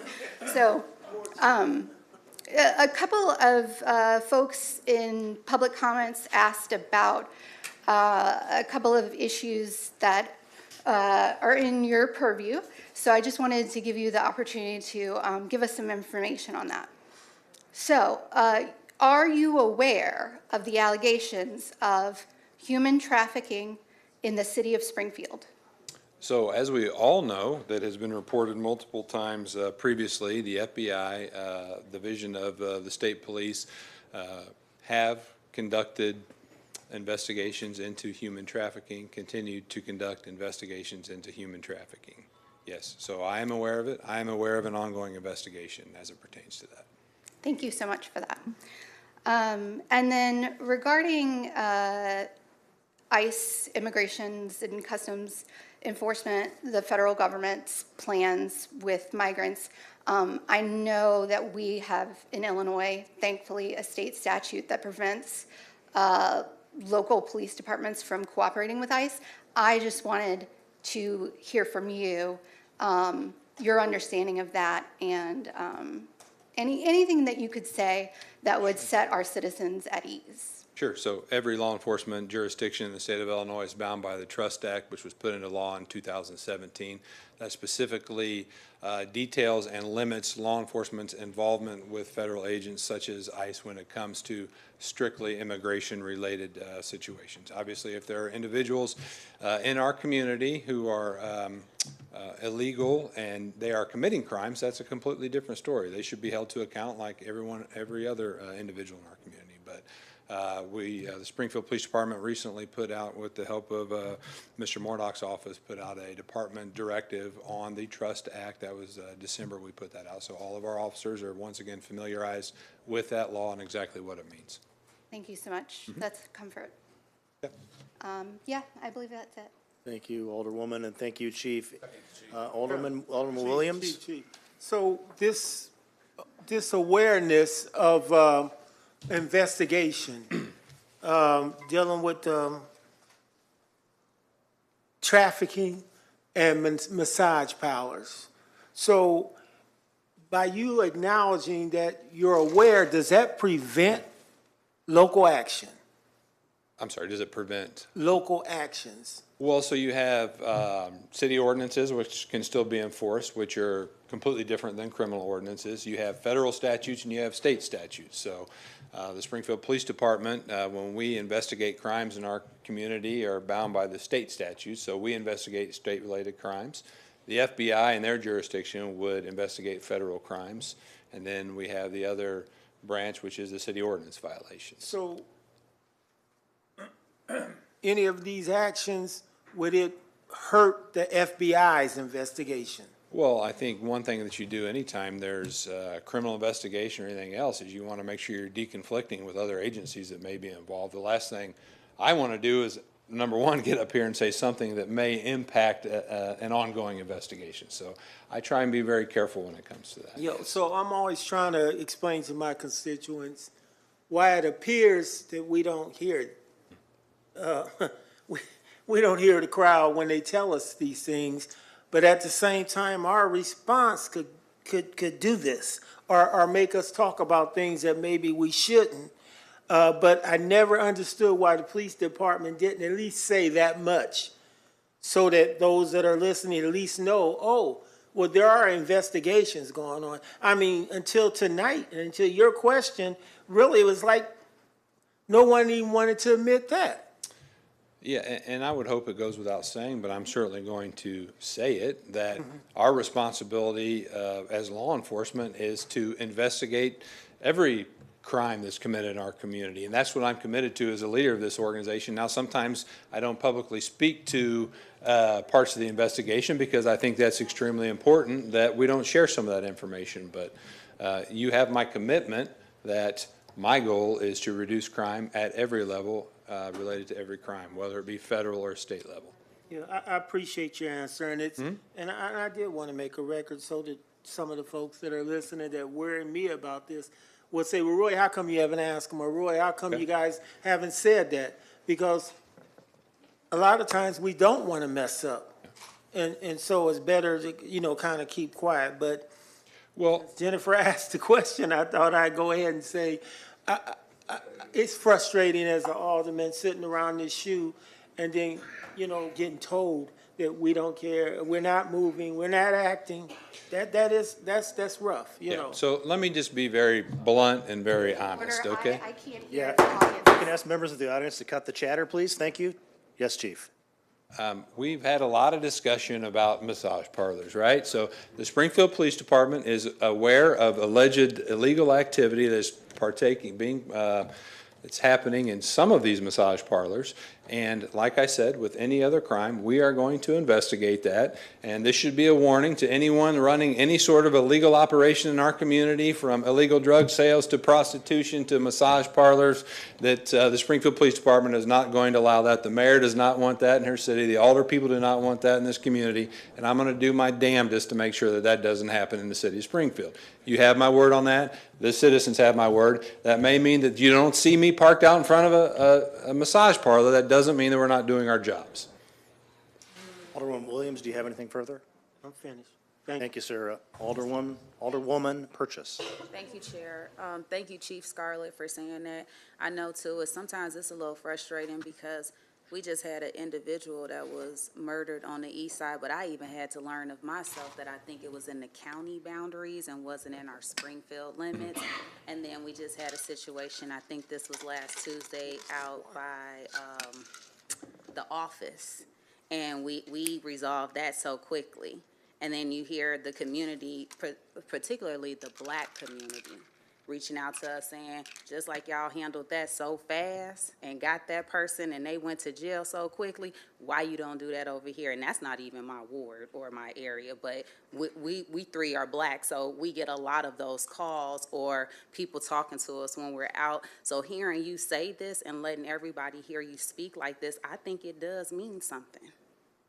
So you just coming and giving a speech and letting us know where you at, where you're standing on things, that does help. And then also too, to Alderwoman Nutriano's point, you know, I'm from Chicago, so I see a lot of the videos, and it's very disturbing to see what ICE is doing right now, where they're going into people's homes. So if something like that happens, just because we heard someone from the audience bring that up and say what they heard may have been out at UIS, if something like that does occur, can you guys put something out to just let us know what's going on if it's brought to your attention? Just especially if people start reaching out to us, I like to tell them, I don't know, I'm trying to find out just like you are. Yeah, and as it pertains to investigations through any federal government agency, I don't necessarily always have the luxury of knowing what's going on. So I'll just be very honest. They don't call the local leaders and share some of that sometimes. But if we do start to see more of that ramping up, because we're only a few hours away, so if we start to see that ramping up coming here, would something be able to be put out if you are made aware of it versus us just seeing it on camera and it floating around on social media? That's all I'm asking. Well, I want to make sure that the public's aware of the facts surrounding whatever is transpiring. Yeah. Thank you. Thank you, Alderwoman. Thank you, Chief. Seeing no need for executive session this evening, is there a motion to adjourn? Motion and a second. All those in favor signify by saying aye. All those opposed, nay. The ayes have it. Good night, everybody. Have a safe trip home.